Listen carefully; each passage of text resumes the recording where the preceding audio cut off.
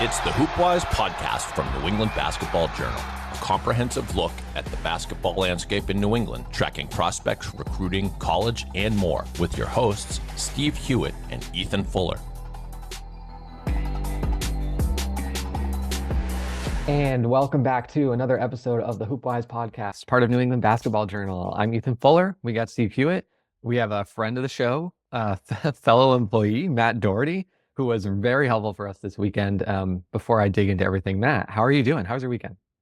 It was good. It was good to get back on the basketball circuit. It was a lot of fun. MIA Friday, NEPSAC Sunday, so I can't complain. Yeah, it was. We're really glad to have you back. I know Matt had done great work covering basketball at the Globe for a while, and now he's over here covering soccer, but we got him to help us out for a little bit because the last week has been so insane. We last gave you a little emergency reaction pod from the NEPSAC quarterfinals. We have a little bit more of our traditional Zoom setup here. Thank you to producer David Yaz for running this now. I think Steve and I hung in there for the emergency ones, but I like the stability of having you around. But we want to talk about Championship Sunday, boys and girls NEPSAC games. They were probably exceeded expectations as far as how crazy these games could have gotten. I think all three of us saw just unbelievable thrillers. We're going to let Matt kick us off with the two games he saw. NEPSAC boys Class B and Class A were the games you covered. But yeah, just kind of, Matt, first, before we get into each individual game, what do you think about covering those championships? What was unique about the vibe there? How did you like it? Yeah, so honestly, at the Globe, I didn't cover a ton of NEPSAC. We would do a couple games a year, so mostly MIA. But I thought it was a really cool atmosphere, number one. But also, the basketball was better than what I was. I knew NEPSAC, obviously. There's Division I talent in that league, and a lot of the players I recognized from their high schools. But it was just both teams, or all four teams, it was really high level. I thought that was my biggest takeaway. The skill level was high, the athleticism, the physicality. And luckily, the second game, Williston is close by to where I was. So they had a great fan support. So it was a really nice day. It was good to see that basketball. I was impressed with both games and all the teams on the floor. It was really good basketball to watch, and it's funny, that's in my backyard, and I sometimes am a little unaware of what's going on, but it was fun. I got my first game was so good, which I'm sure we'll get into. But yeah, it was I can't complain. It was fun. Yeah, let's get right into it because you did kick us off with an unbelievable Class B game. Brooks comes out on top. Alex Wilkins, immediate clutch bucket that just kind of opens the day super well for us. Break that game down. Favorite moments. Yeah, what stood out to you? Yeah, no, it was a great game. Obviously Steve had told me a lot about the Rivers team, and I knew them from that was one of the teams I covered at the Globe. So a lot of those players I was familiar with, and honestly, Rivers kind of dominated the first half, and it felt like they were gonna win for the first 20 minutes of the game, and then Brooks just started making some shots and digging in the second half. And I think with about 6 minutes left, it was oh wait, actually Brooks might win this game. But you still had this feeling Rivers had obviously won 3 in a row, so you had this feeling Rivers was gonna turn it on in the last couple minutes, and I still thought they were gonna win the game. And then Wilkins, Rivers tied it. Alex Yanko had a put back with 50 seconds left, and it was kind of okay, we're going to go to overtime, and then Wilkins just hit an incredible shot to end it. So Brooks in the second half just came alive. They really flipped a switch, and their complimentary guys started making some shots. I thought that was a big turning point. But the first 10 minutes, it was Rivers was up, I think 9, and kind of held that lead throughout the first half. So it felt they might win by double digits, honestly, and then the second half was just a different story. Yeah, that's unbelievable. And he finished with 37. Is that right? He had 31. 31. Okay. 31. Yeah. So again, as someone who I've watched Alex Wilkins at camps and charity showcases, so I don't have a good perspective on what makes him so good in these clutch environments. I know Steve's watching him. I know Matt's watching him. So you both can kind of answer this. What makes him so good in these big moments. Yeah, Steve, do you want to go first? Or I don't know. He's just like, I don't know. He's fearless. He's confident with the ball in his hands. Like, I just wanted to run down his final 4 games of his Brooks career, which is like absolutely absurd numbers that I don't know if people are really aware of. In the regular season finale, he had 47, which is a program record against Roxbury Latin. And then in the playoffs, they're the number 6 seed. They knock off number 3 Pomfret. He scores 28. Canterbury, the number 2 seed in the semifinals on Saturday, 31 points. And then obviously the championship on Sunday, 31 points, including that game winner. They were actually down 30-10 on Saturday against Canterbury. I don't know if you guys saw that. Man. And they come back, and Brooks they just rely on him so much. Like, he was out for the first month of the season with that wrist injury, and I think I've said a few times they just had some inconsistent periods, and I think it took them a month or 2 probably to get into their rhythm, and it's just like a matter of them just kind of clicking at the right time. And with Alex, it's just like extreme confidence, and he knows he can deliver in those moments. He's done it time again in the last couple of years of Brooks. His teammates trust him. Is Kenya Jones, I know, is like probably his biggest fan. Just trusting him as the leader of this team. So I think that confidence goes a long way in those pressure moments. yeah, that's a good way to describe it. I thought poised was the first word that popped into Yeah. my mind. The first half, like it could have been, the lead could have stretched to like 15-20, and he kept them in it. He was just driving to the hoop, making layups, hitting some jumpers, and then honestly, the biggest turning point I thought was late in the first half, and it was all Wilkins. Like, they were down 9 in the first half, with like a minute left. He hits a 3 to cut it to 6. They got to stop, and then they had one last possession, so they ran out the shot clock, and he had like a step back 3 at the buzzer, and it bounced off the rim, went up, hit the backboard, went in. That cut it to 3 at the half. And I feel like those 6 points right there were such a big swing in the game, because, if Rivers gets a couple scores and stops, all of a sudden it's like a 13-point game at halftime, and then Brooks closed that half so strong, cutting it to 3. And then I think it was like, okay, game on as we head to the second half. And then obviously he hit a ton of big shots in the second half, but there were other guys who stepped up and made some threes. And I think, they helped him out. And that's like the first half was all Wilkins. And then I think getting those complementary pieces to make plays like really helped them. So yeah, I mean, he's special. Like, the game-winning shot was crazy. Like, it was, the shot clock was running down, and it was like, they're not going to get a shot off, and then he just hoisted it, and it went in, and it was like he expected. Like, after the game out, he was like, "Yeah, I kind of expected to make that." And Kenya was like, "I mean, he takes those shots all the time. Like, he has it from anywhere on the court." Kenya told me that I didn't get to watch the stream of the Canterbury game, but he hit like a 35-footer at one point in the second half of the Canterbury game. Like, it's like Steph Curry stuff. I don't understand. He just pulls up and hits them every time. They never miss. I need to take, I probably should have done this earlier, but I want to take the L on my predictions. I went 0 for 4 on the day for boys. So I cooled down a little bit. And not to make this about me or anything, but I was texting with Kenya after they won the championship, and he was like, I'd be lying if I didn't use your predictions as fuel, which I love. I kind of enjoy that part of it, and kind of being proved wrong. But I definitely want to credit Brooks for just an incredible story. Like, Rivers has had their number for as long, for like the last 3 or 4 years. Like, this was the 3rd consecutive year they played against each other in the playoffs, and Rivers has won, I don't know what the number was, probably like 9 or 10 straight games between regular season and playoffs. Like, they just always beat Brooks. And that was part of my prediction. I was like, it just hasn't happened. I haven't seen it. Like, I need to see it before I can like predict it. But credit to Brooks, man, and the job Kenya's done. I think 3rd or 4th year as a head coach there. He's been there a while as an assistant too.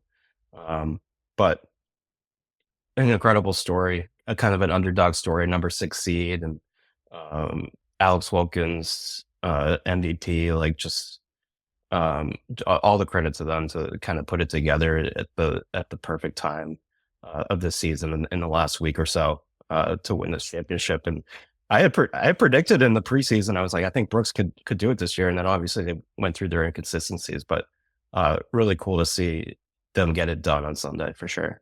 Yeah.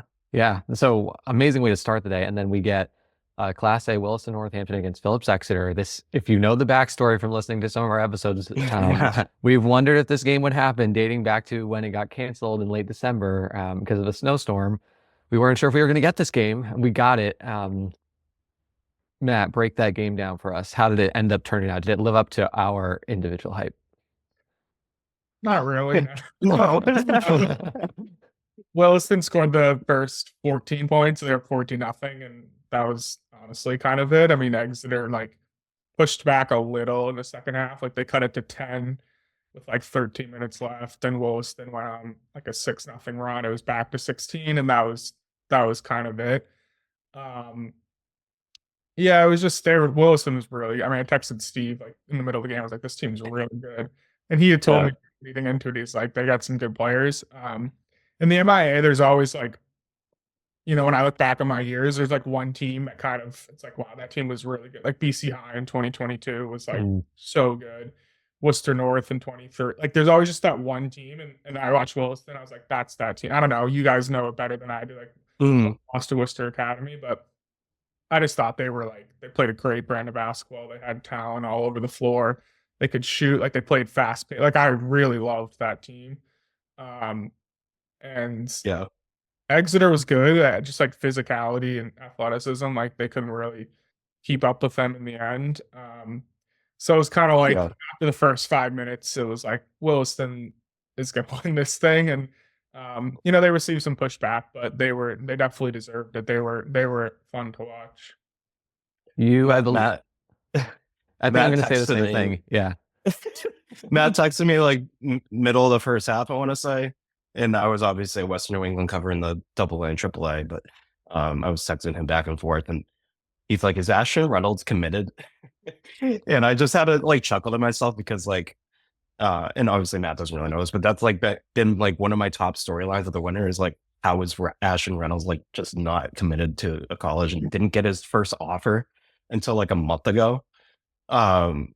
What did you see with Ashton, Matt? That was like super impressive because I didn't get to watch this game, but just the athleticism.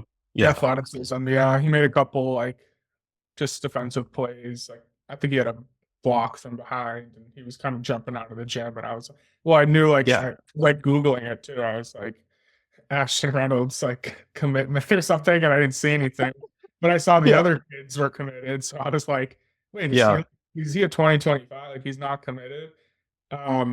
So I mean, I just thought he was a college level player. Like you could just tell he has great size and instinct. I mean, he didn't score a ton on Sunday, not that they really needed him to, but he was like just kind of everywhere on both ends of the court and like impacted the game in other ways. Yeah, 100%. Yeah, and we talked to Ben Farmer, the Williston coach, on a podcast a few months ago about his recruitment, and he wasn't worried about it. Like he's finally getting those D1 offers, but that three-headed trio, obviously Preston Edmeade won MVP and Ricardo Nieves, just like dominant from start to finish this winter. Like I saw them at the Zero Gravity Prep Classic for their season opener, and I was kind of taken aback. And I've said this a few times, like because they weren't really on my radar going into the year. I don't know why. I should have been paying closer attention, I guess. But they crushed that Bridgeton team, AAA team, which is a good AAA team. And that really opened some eyes, and they really haven't looked bad since. Like they had that one loss against Worcester, which obviously won AA. What was the score of that game? Of the Bridgeton game? No, the Worcester Academy game. I think I wasn't there. I think they lost by a few points in overtime. I want to say it was overtime. Okay. Yeah. The one thing about that game was Amir Jenkins didn't play, but they still have a ton of talent around him. So it's not a bad loss by any means for Williston. But yeah, I mean, they also the kid Seltzer, Kyle Seltzer, Mm-hmm. Yep.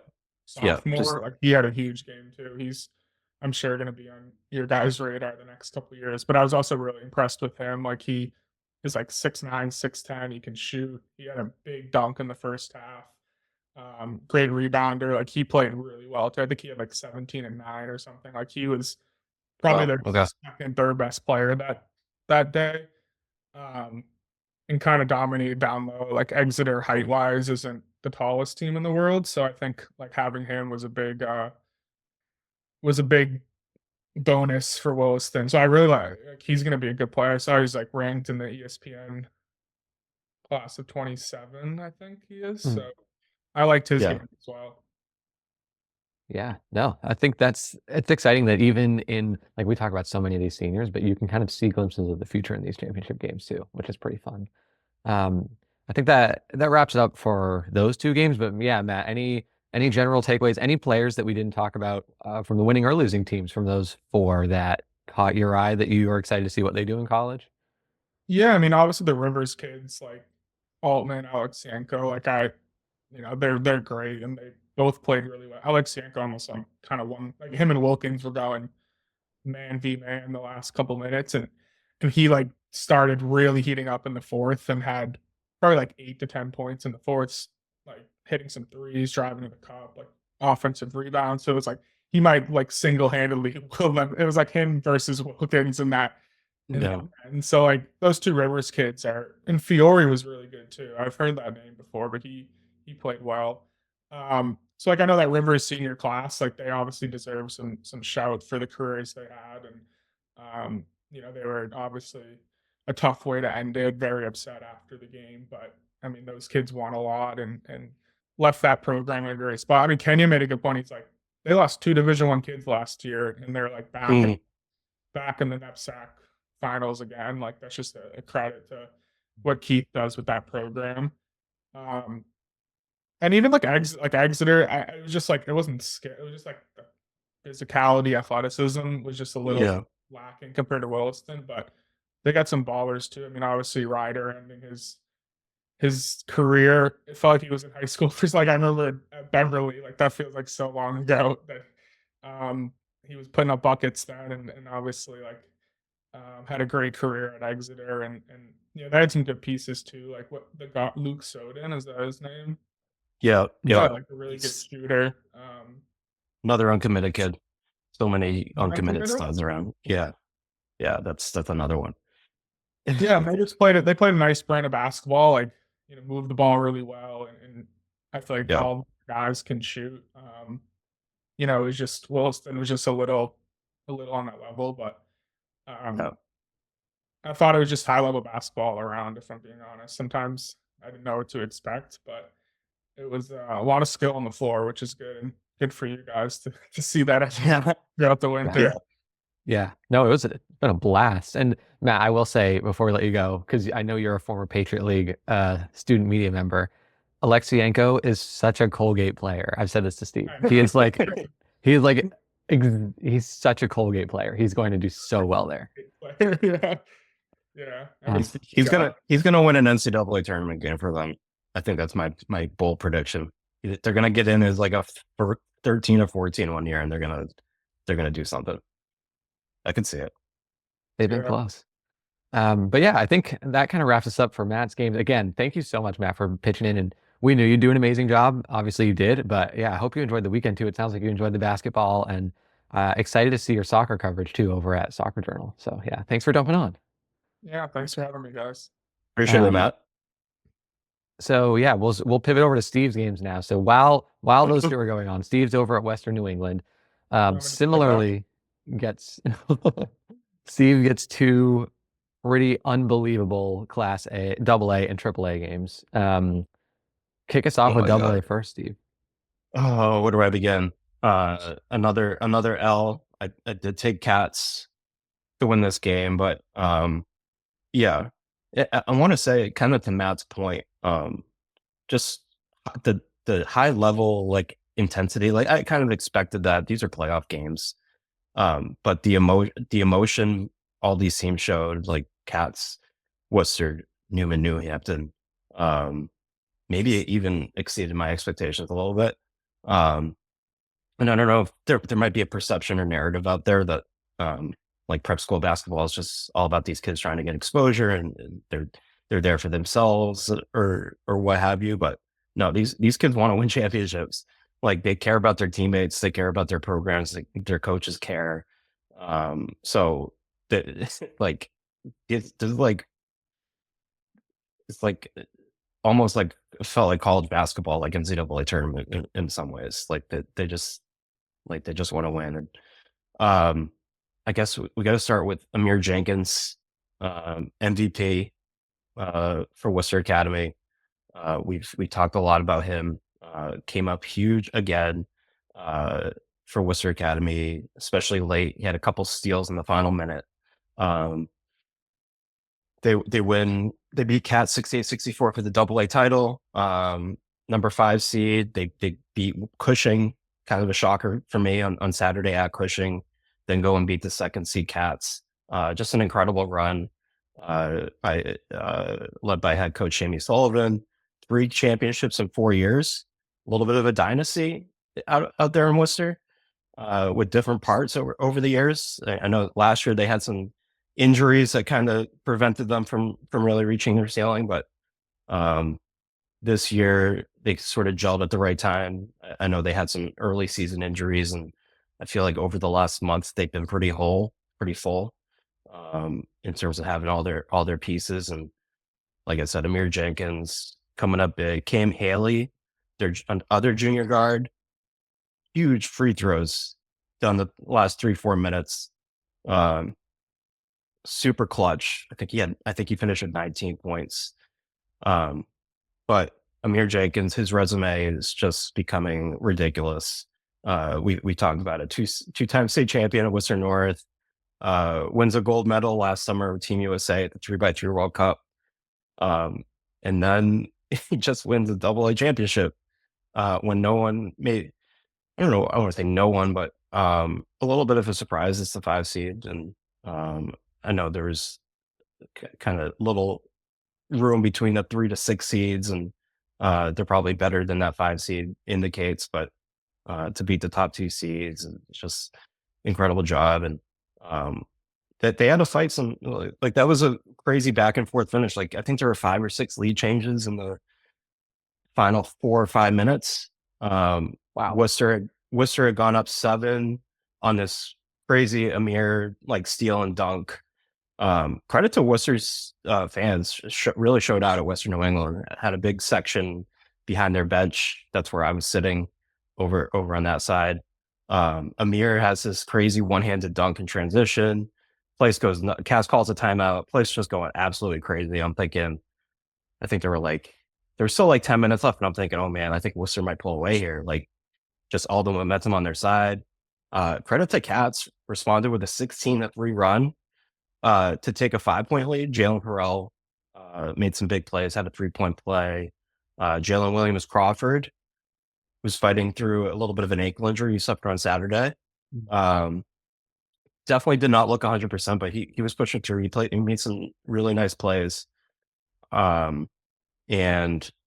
credit to Worcester, kind of regained their composure again after going, I think it was 6. I don't have the exact numbers in front of me. I think it was a 6-point game with like 5 and change to go. And they just kind of battled back, make some plays.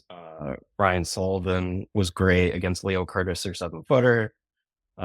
And then they went to this like 1-3-1 zone defense for the final, like, I want to say 90 seconds. And they got 2 steals out of it with Amir at the top of that zone. He picked Desmond Bellett's pocket a few times. And that was kind of the game. They ended up winning by 4, and obviously those free throws were big. So insane game. And Worcester wins their 3rd championship in 4 years.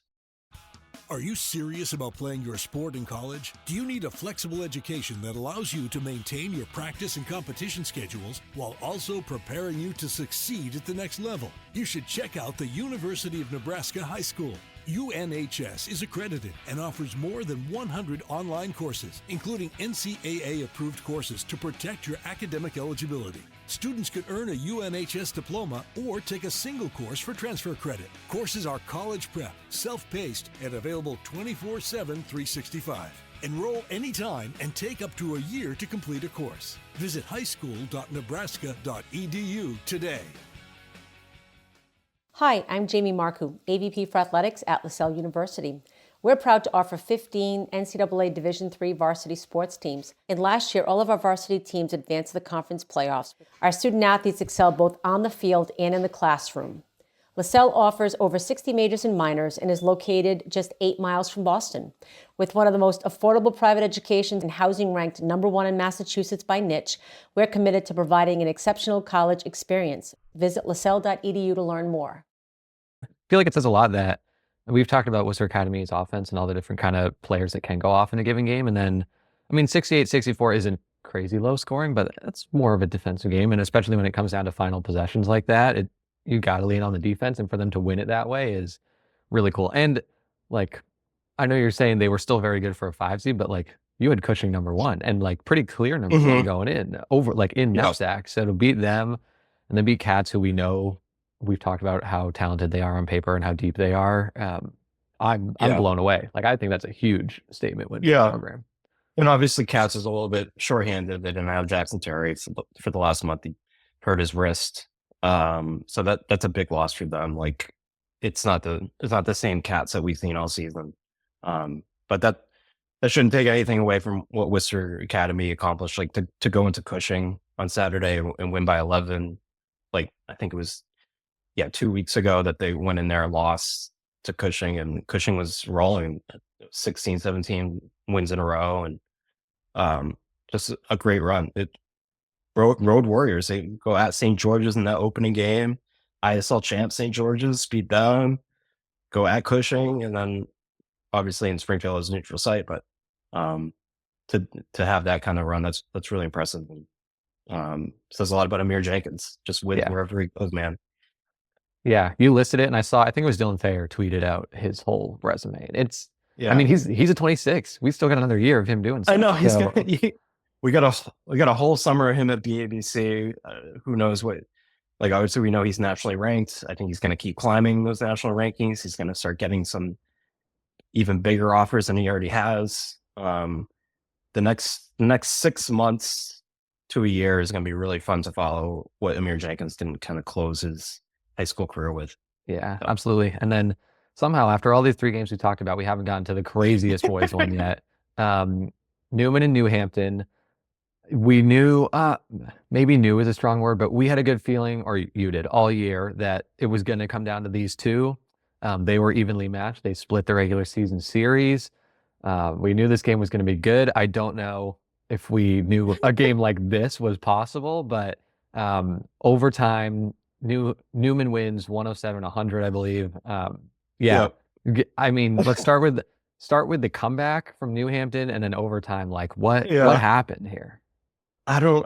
Do we even have enough time to go through exactly everything that happened here? But I joked to you the other day. I'm like, oh, I will never cover a blowout again. It's just going to be constant chaos for me every game I cover for the rest of my life.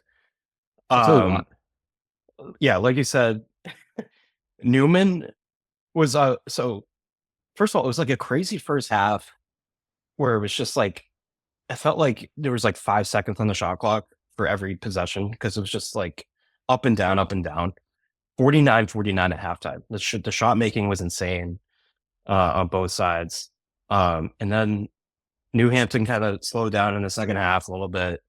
So Newman gets up 88-72. I think it was 3:36 to go. Reggie Groden hit a little foul line jumper. And I showed you the video the other night. I think it was 3:30 left.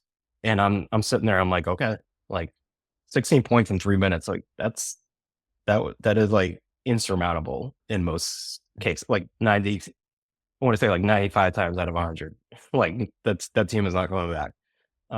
But Newhampton goes on a 14-0 run in about 2 minutes. Nosmeyer hit it was quick. Nosmeyer hit a 3. They got to stop. Nosmeyer get the putback. So it was suddenly like an 11-point game with like 3 minutes and change. And I was like, okay, this is a little bit more manageable now. A lot of time lost now. That's only like 3 or 4 possessions in 3 minutes that can be done. And trying to remember every little detail that happened, but I know it was 88-86. Keyshawn Tillery actually had a layup opportunity with like 45 seconds left to tie it. He missed it. He was right at he went at Collins, Newman's big man, and just missed it. It's just like so uncharacteristic of Keyshawn. So I'm like, oh, okay. I'm sitting there, I'm thinking to myself, okay, New Hampton makes this incredible comeback.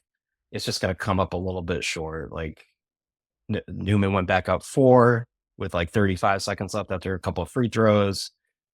And Tillery comes right back and hits a huge 3, like a that was long like a 3. Dame time, just like you got him do it 3. That was the crazy one for me. That was the biggest shot in my opinion. He hits a 3 at 90-89 with like, I don't know the time. I should have wrote down the timestamps for this, but it was like 20 something seconds. Mm-hmm. They foul. Murillo hits a couple free throws for Newman, 92-89. And then New Hampton came back 92-91. Not to make this like a play-by-play, but it was 92-91. This is the key moment. 92-91 with like 12 seconds left. Newman's inbounding under their basket. They throw it away. Keyshawn Tillery makes a great play to kind of anticipate where the pass is going, kind of over the top. Steals it. So suddenly New Hampton has a chance to win with 10 seconds left in the ball. Kind of a wild scramble. They didn't call timeout. I'm not sure if they had timeouts remaining. I think it was Keyshawn missed a shot with like 4 seconds left. Kind of a wild scramble. Nosmeyer gets the ball, kind of throws up a prayer fadeaway right below the 3-point line, gets fouled with 0.3 on the clock. So crazy scenes. Like I just didn't even know like where my head was at in that moment. Both sides are going crazy. Like Newman obviously does not agree with the foul call. Jalen Harper gets call with it. So Nas is going to the line, 0.3 left, 2 free throws to win it. Makes the first, misses the second, and it goes to overtime. Kind of, we were talking after, kind of fitting that game went to overtime, especially like we said, they split the season series, then the crazy comeback. It would have been such a brutal way for Newman to lose. Like I would have felt like just so bad for them if that's how they lost, up 16 with 3 minutes left, and lose on a literal desperation like foul with 0.3 on the clock. Like that is like that. I couldn't think of a more brutal way to lose than that if that happened. And I feel for Nas too, missing that free throw. Like obviously, like that's not easy to live with. But big time credit to Newman for sort of, I talked to them after the game. They felt like they had a second life. They felt like New Hampton screwed up. That was like kind of like the quote I got by not hitting that free throw. They kind of gave Newman that second life, and they went on an 8-0 run in overtime to start overtime. And from there, they never really looked back. There was no second comeback, no second win from New Hampton, unfortunately, for them. And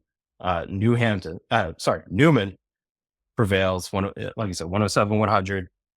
First class AAA championship in Jackson Johnson's 3rd year as head coach. Like we've talked about Newman and their rise, and John Carroll obviously is there, and I think he won 5 at Northfield Mount Herman. So this is his 6 total. Don't quote me on that. I think it's 6. But yeah, and again, I picked New Hampton. I thought they would get it done, obviously, with how last year went in the championship game, lost to Vermont Academy last year, and making it to this stage again. I thought they'd get it done, but that's no discredit to Tillery, Blackwood, Meyer, incredible couple years, and did a lot of amazing things and up here in New England pro basketball. And I think maybe Newman's depth might have been the difference. I wrote about this in my predictions. Like it was a complete toss-up to pick this game. But Newman's depth was definitely a big strength for them in this matchup. And Lucas Morello went off again, MVP. Your favorite player, I know, 35 points, 10 rebounds. No surprise. No, I'm not surprised whatsoever. No surprise. And before I get like too detailed about this game, I know we gotta get to the girls, but Lucas got hit in the mouth on Saturday. I think actually the nose. He had to leave the game in their win against Darrow, which again, another crazy game. Like Newman really got battle tested for the championship, beating Darrow at home before the New Hampton game on Sunday. Lucas gets hit in the nose, leaves the game, comes back. He scored 12 points in the last 5 minutes to kind of close the deal against Darrow. And then he gets hit again in the same spot on Sunday. Wow. And he had his nose, I don't know what you call it, he had his nose kind of one of those nose blockers because he was bleeding. Yeah, the plugs. The plugs, that's right. So he was playing with that for a little bit. So he was playing through some pain, but he gets it done. This is so much to say about Lucas Morello. And I'll get into it in my magazine's feature story, which we'll have out in a few weeks. I know people have waited for a mag. We got a mag coming. It's going to be crazy. We do have a mag coming. We'll have a little bit about Lucas's leadership. He really turned a corner in the last few weeks with his leadership, and that really kind of propelled Newman. But yeah, great season from start to finish for Newman. They set a program record for wins. I don't know exact. I think they're at 31 now. Obviously first championship, and it's Newman's not going away anytime soon. Obviously Lucas is the junior, and Jackson's doing some great things there. And congrats to Newman. Yeah, just really cool to see in a game that we had hyped up so much. All the stars came out to play. We talked a lot about Murillo. Tillery, just the crunch time shot making, Nosmeyer. I know the free throw sucks, but so many of those big effort plays down the stretch to even give them the possessions to win some of those games, wins and potentially win the game. Just it exceeded the hype for sure. Yeah, it was amazing. When I was sitting there when it was a 16-point game, I was not expecting what I was about to see. Yeah. So epic game, fitting way to end the weekend and on the boys' side and end the season on the boys' side. That was a really, really fun day to be a part of. So, all right, let's I know we've gone long on the boys. Let's pivot to Loomis Chaffee, where you were. And I will admit, I'm a little bit of a sicko. The Newman New Hampton game ended in a reasonable enough time where I made the drive, the half-hour drive from Western New England to Loomis to catch the end of that Class AAA championship between Tilton and Nobles. I really wanted to see that game, so I made the quick drive. Do you want to start there with AAA? Tilton, we can work our way back for girls because you saw AAA. Yeah. Tilton wins a game winner from, was it Brooke Golden? Is that her name? Yep. Okay, I got it. With 1 second remaining, crazy back and forth game under Nobles, was down double digits in the fourth, comes back, they tied it. Take me into that scene, Ethan, and what you saw late and how Tilton pulled this out. Yeah, oh my gosh, this game was insane, and I'm glad on your behalf that the schedule ran so late that you could actually make it and watch this. I'll start everything by saying along with I think a lot of people in NEPSAC, I'm going to have to hand up on Tilton. I picked against them twice in the playoffs. I had them third out of the big three with Nobles and Tabor most of the season. As much as I tried to hedge my bets whenever I could and say this team is really good. I swear this team's really good. I just can't quite pick them. And they won. And so they beat Tabor by 22, just absolute stomp at Tabor on Saturday. And so that was the most wrong I'd been the entire weekend. So credit to Tilton first for that. But Nobles, I was more with consensus where no, you don't pick against Nobles. They do what they do. Even during the course of the game where they're down, Nobles is down double digits a good 4 or 5 times in this game. I think there are multiple times I said to you where they scored like 3 or 4 in a row, and I was like, oh, here we go. Like Nobles is going to bring it back. And even we get to the fourth quarter and it's 62-52 Tilton, and Christina Pham goes down really hard on a block shot and a bad fall afterward. She's down for a while. She goes over to the kind of side bench with the trainer. You're worried about a concussion. You're kind of assuming she's not going to come back in the game.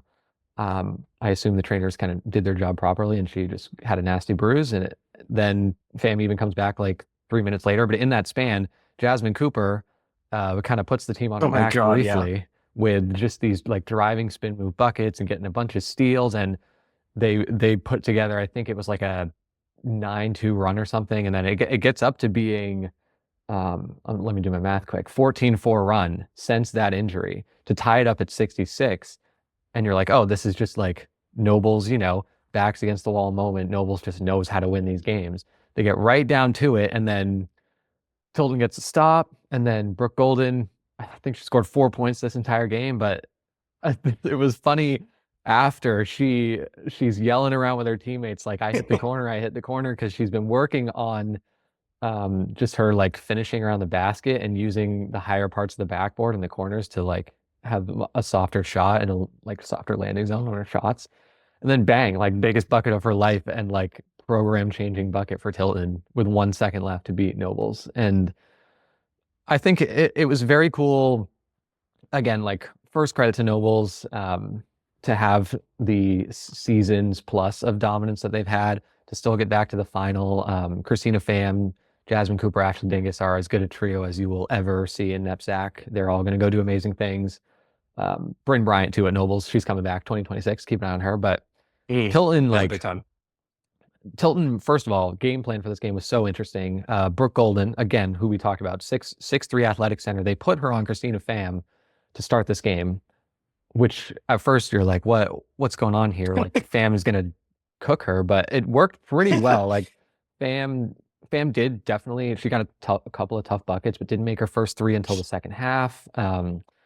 Golden did a really good job. She moves her feet very well for being a center, and she is long. And that was the game plan, was just like having this length be something different that Nobles has to think about during the course of this game. And then the rest of Tilton, they're an elite defense. They did a very good job, especially in the first half against Nobles. But offense too. The question I've had with Tilton all year is when they actually play the top competition, can their offense keep up?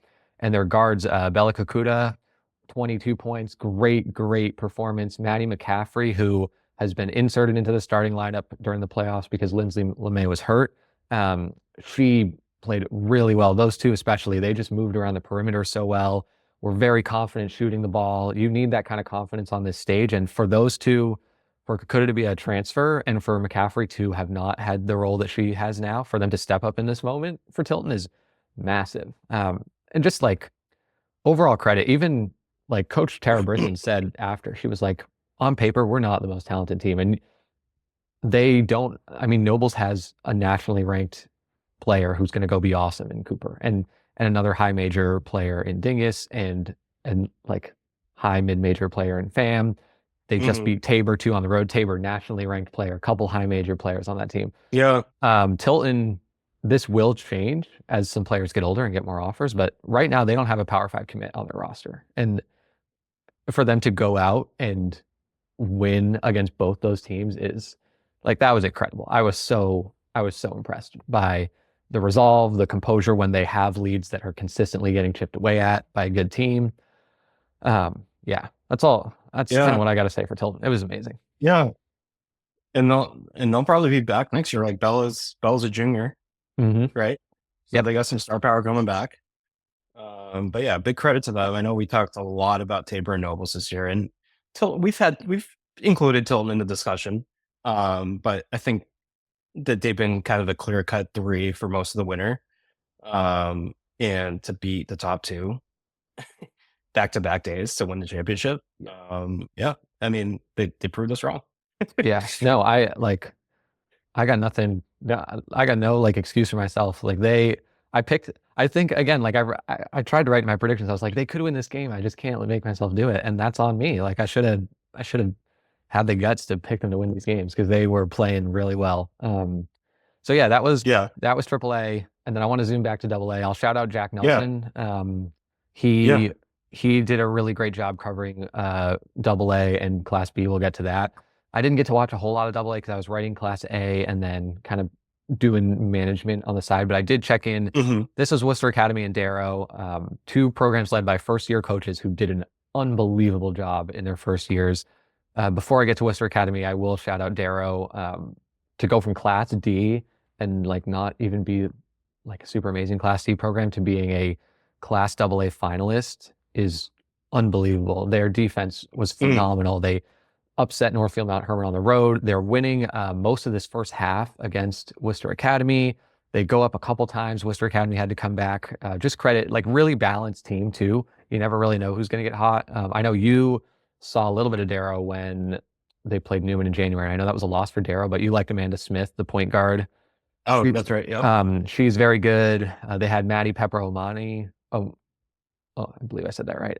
She caught fire in some of these playoff games. Jill Dingler, I'm a huge Jill Dingler fan, just the way that she plays and the way they use her off the ball and how great a defensive effort is. Their size in the front court's really good.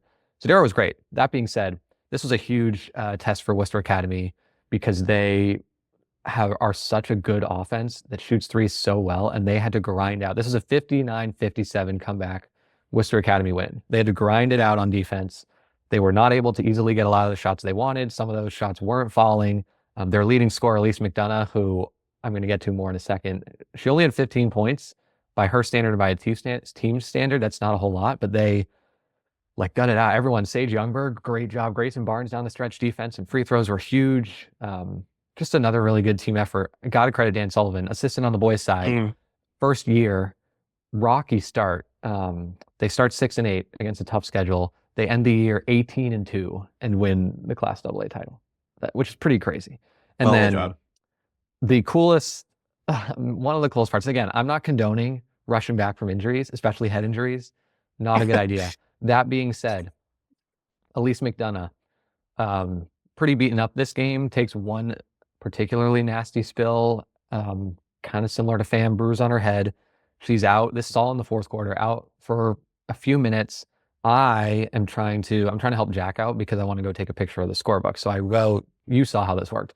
I go up the ramp across Loomis Chaffee, down the stairs. As I'm coming down the stairs, I hear kind of like running in the bottom floor of Loomis Chaffee by the locker room. And I was like, okay. And then I pause because I was answering a text. I look up and I see Elise McDonough sprinting up the stairs from the locker room to get back in this game. And so I clear out, let her do her thing. And she comes back in and helps them win the game. She was so determined to like be an impact member of her team. And she is like the senior star, St. Bonnie's commit. For her to go down and be so resolved and like wanting to get back in a game where they like, it was back and forth, no guarantee that Worcester Academy wins. Like she is tough. And I was really impressed by just like her resolve and focus, and to go back out there and be productive was really amazing. Yeah. I admire, like, she's not the only, like, a lot of players like battled through some stuff this weekend. Yeah. Like I just mentioned, Lucas Peyton came in for Worcester, battled through like a little elbow injury on Saturday to play on Sunday. And obviously Elise McDonough now, and that's it. I hope like colleges are paying attention to that stuff. I think that stuff matters, and obviously be smart about it. Especially if it's a head injury or something like that. Yeah. But it says a lot about someone's determination and dedication to winning and wanting to be out there in the biggest moment. So right to her for sure. Yeah. Her and then Pham too. And I think it speaks to your initial point at the start of the episode where like those two are senior committed players. Like they want to go out there and win these games because they care about the team and care about winning the championship, even though like it's not going to change their exposure level or change what happens for them in college. They really want these games. And so I think that was cool to see. Again, take care of your body, please take care of your head. But like, it was still, it was really impressive. So that was a great game. Yeah. I guess we'll keep going down. Class A, Loomis Chaffee at home continues their dynasty, 4 in a row now, right? Yep. what is left there to be said about Loomis? And I mean, we've talked about them all year being the clear-cut favorite and get it done pretty convincingly, right? In this one, it was a battle. Sacred Heart. Yeah, it was a battle. It was 51-45. Loomis, I think, probably led the most in this game, but Sacred Heart routinely made a lot of good challenges. The battle with this game, two of the most well-respected coaches in NEPSAC, Adrian Stewart at Loomis Chaffee, Io Hart at Sacred Heart. Everyone I talk to says nothing but great things about both of them, and they're really smart with their game plans. They both came out with great game plans. Loomis Chaffee, their defense is like revered around the region. It was great again. The challenge was Sacred Heart has these guards who just play so hard. They're used. Io Hart uses them in such creative ways, and they just they out hustle you for being a team that's a little bit smaller, especially in comparison to Loomis Chaffee. They just hustled, got a lot of rebounds. Ufi Hassan, who was a transfer, she's going to Arkansas, I believe, from Egypt.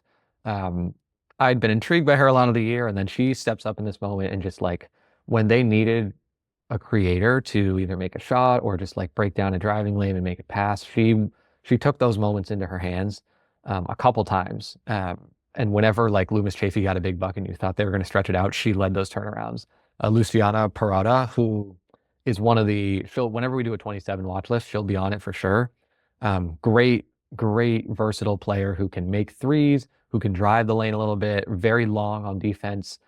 She was the most impactful kind of interior defender, even though she's very much like a wing. She kind of had to fill that role for Sacred Heart. She did an awesome job in a lot of these moments. That being said, Loomis Chaffee just very similar to how I've always thought of Nobles, is Loomis Chaffee just doesn't really get rattled, and they lean on their defense and their size, and when they need to turn up their effort a little bit, which they needed to do in the second half of this game, they got it done. Alicia Mitchell, who was in foul trouble this whole game, and you could tell she was frustrated. You could tell her team was frustrated by it, but she didn't let it deter her in the final moments. Couple big putback buckets. She ends up with a team high, only 12 points. They had, I think, 3 players in double figures and a fourth with 9. I might have to double check that, but they're just such a balanced team. And that was one thing Adrian Stewart said after. And, every winning coach talks about, our team is so selfless and they share the ball so well. And it's kind of a repeated cliche. But with Loomis, you see it in the stats. You see it in the winning, the fact that they four-peated with the amount of star talent that they have.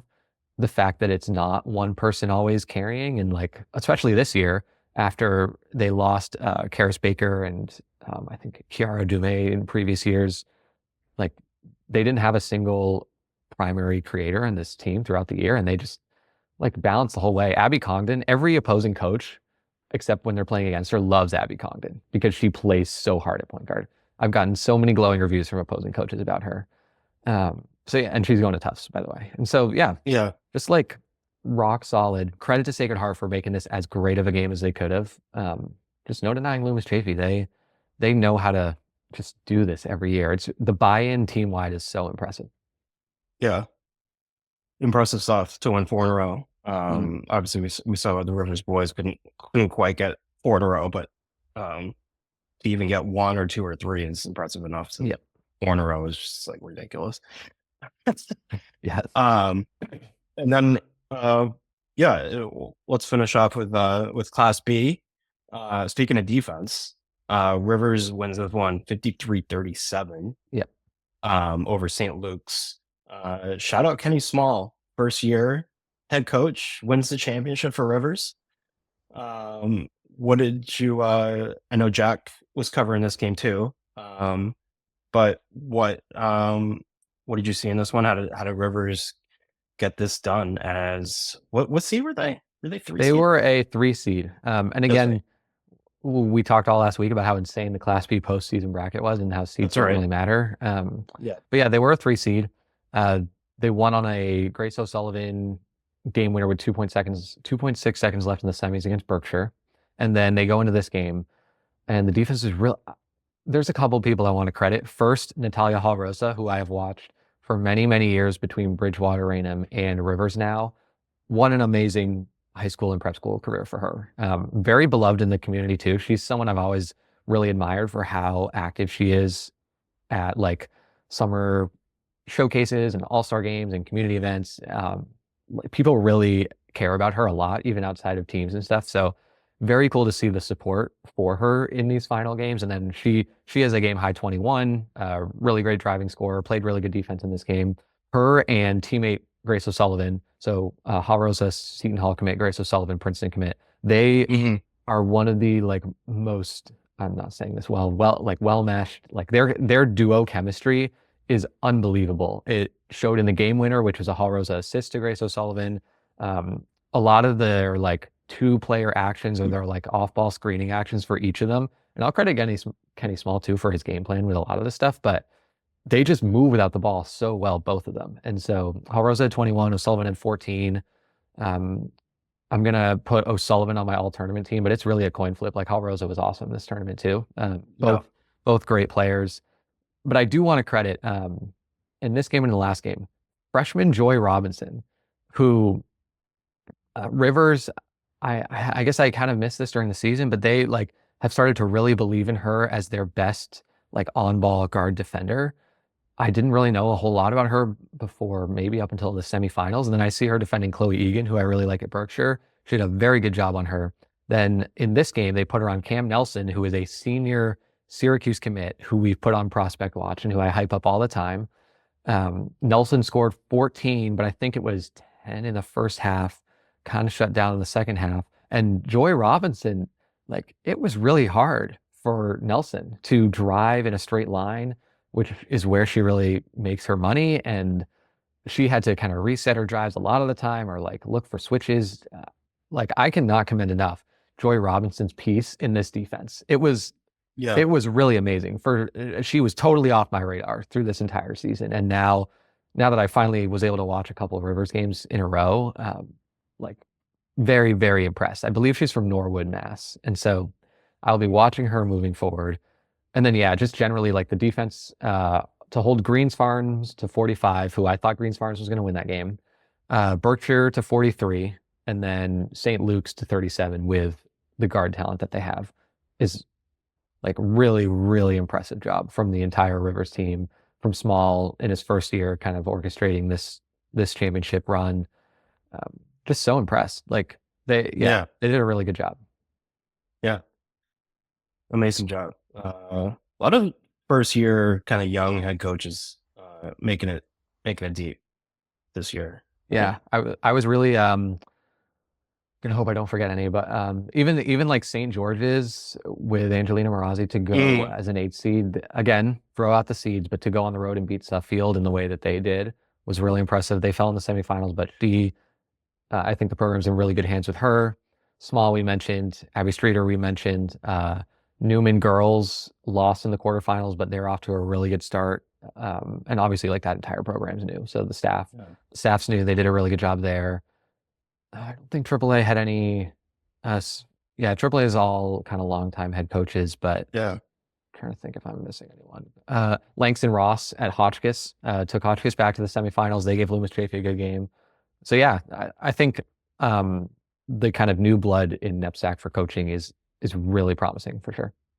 Yeah. All right. We packed that all in an hour. We did a good job there. Yeah, we kept that tight. I was a little worried at first, but we made it. I apologize for we went a little long with boys, but I wanted to make sure we got those epic games. They were crazy, yeah. I think 5 of our 8 games were decided basically in the final minute. I know at least 3 of the 4 boys. I would say two maybe. No, Sacred Heart was that was probably as decided a couple minutes earlier, but at least 2 of the girls. Yeah, but well, even that one, like late second half, like there's still some drama in the air. It wasn't like a complete blowout, like the Williston Exeter game or anything like that. But not a bad first NEPSAC championship weekend for us. A little overwhelming at times, but we had fun. We had incredible games that exceeded our expectations. And I can't believe the season's already over. I know. It was so quick. Like most of these teams started in December. And I know the AAA started in like November, but it's just like a sprint, and the playoffs tend to represent that sprint of like Wednesday to Sunday and suddenly over. And now we have MIA championships coming up this weekend, and there's no rest in sight for us, but we're having a lot of fun. So yeah, that'll do it for us on this episode of HoopWise, and keep it posted on basketballjournal.com. We have a ton of NEPSAC championship coverage still coming. The magazine's coming out soon with a lot of features from the champions and the winners. So make sure you're subscribed. And for producer Yaz, thanks to Matt Doherty for joining. For Ethan Fuller, I'm Steve Hewitt, and we'll catch you next time.